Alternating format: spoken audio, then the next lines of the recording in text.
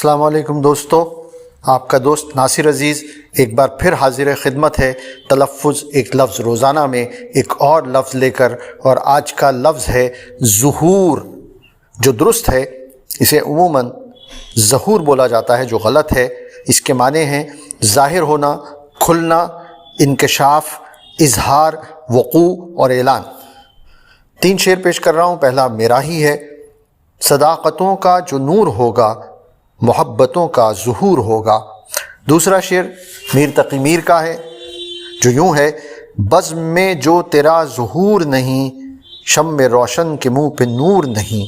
اور تیسرا شعر بڑا دلچسپ مصحفی کا ہے، جو فرماتے ہیں: کام میں اپنے ظہور حق ہے آپ، حضرت آدم کے تو ماتھی نہ باپ۔ پیشکش ادب جزیرہ۔